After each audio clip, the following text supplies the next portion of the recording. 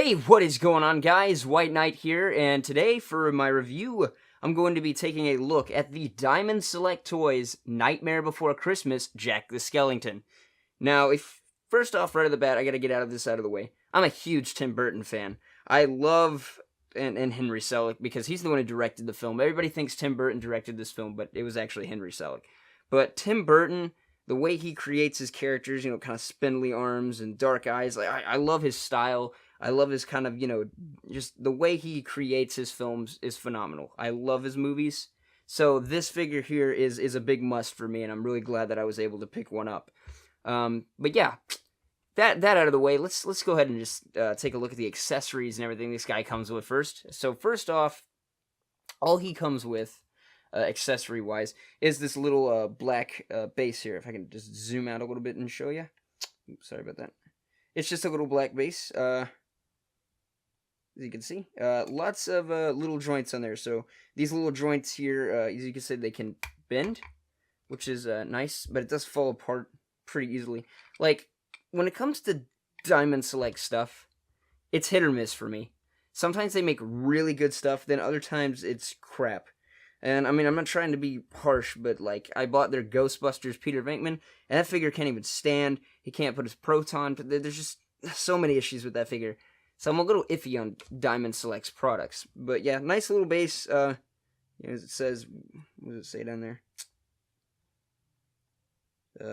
Yeah, Disney manufactured Diamond Select Toys, blah, blah, blah, China, all that crap. But yeah, really nice little base. So just a stand for Jack. Sally also came with this out of the Series 1. I picked this guy up at Toys R Us because I wanted the, if I can get this guy back on the base here. I wanted the, version of Jack with the smiling face. I really wasn't a fan of that sinister Jack the Skellington look that they were going for. As you can see, that face right there, that looks a lot more like Jack and how he should look. It's a really well done sculpted face there, as you can see. I'm gonna rotate it, and it's got all those nice little details in there, which I really appreciate. I think it looks really good. A lot like the actual puppet they used in the film, so that's really cool. Small little details like the little bat here looks really good.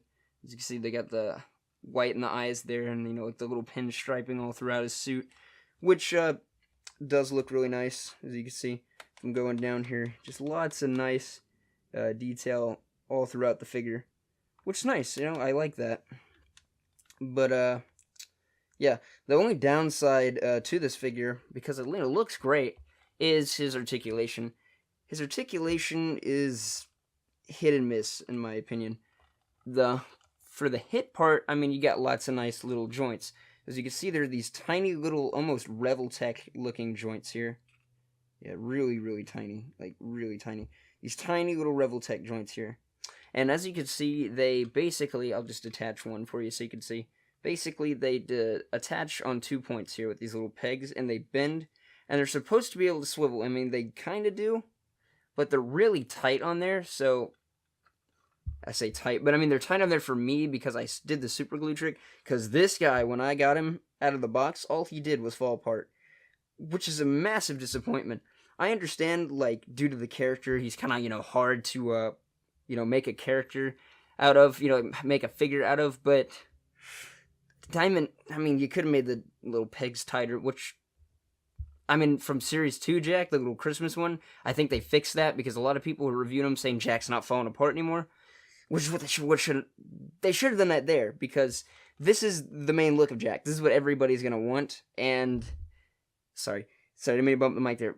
To find out that the Christmas Santa Claus Jack is the one that's not going to have that issue is a little annoying to me. So maybe down the line they'll re-release this guy, but I don't know. I don't really need another one because I just did super glue trick and tighten up all the joints, but for, somebody who doesn't know anything about figure collecting or how to do any of that kind of crap, they're going to be pretty disappointed with this figure. To know that he will not, do anything else but fall apart if you touch him, which is massively annoying to me. But besides that, I'm just going to cut this pretty short, I guess.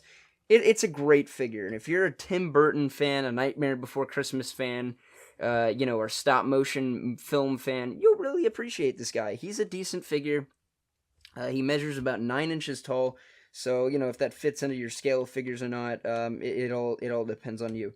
But personally, it is a decent figure. So if you're looking for, you know, just a great Jack the Skellington figure, he's decent. I wouldn't say he's amazing or phenomenal. I'd probably give him a 4 out of 5 or maybe even a 3.5 out of 5 if I had to rate him. I don't really like rating figures, but he just has some issues that are a little annoying. But after you fix him, he is a pretty great figure. For articulation, I get that out of the way before I end this review here. Just have a ball joint in his head, so it goes up and down and it swivels. An up and down, not really a rotation. You know, this way because of the way the peg is so tight in there, and I don't want to break it. A swivel up here and a bend in the arm. A swivel in the hand. A ball joint down here at the waist, and it works pretty well. Leg moves up about that much, swivels. Same here, and then same down here in the foot, it just swivels.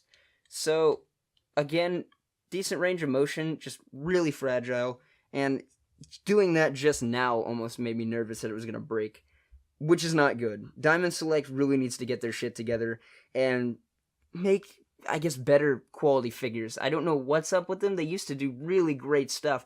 Lately, they've been falling kind of behind. I don't know if maybe this was a new start for something they were making. It was a shot in the dark, so they didn't really have a high producing budget to make these figures. I mean, this is Nightmare friggin' Before Christmas. They should have made these perfect. There shouldn't have been any issues. I mean, when NECA released these back then, they did have breakage problems, but for the most part, everything was pretty decent with their Jack. And I know there's been so many renditions of Jack. This is the only one I own, so I can't compare those other ones. It's decent for what it is, but don't expect a phenomenal figure. Anyways, guys, that really wraps up my review. Again, Nightmare Before Christmas fan, Tim Burton fan, you'll love it. Just to put something on the shelf, or, you know, on your desk at work or whatever. It'll look great. Anyways, guys, that wraps it up for this review. Thanks for watching, and goodbye.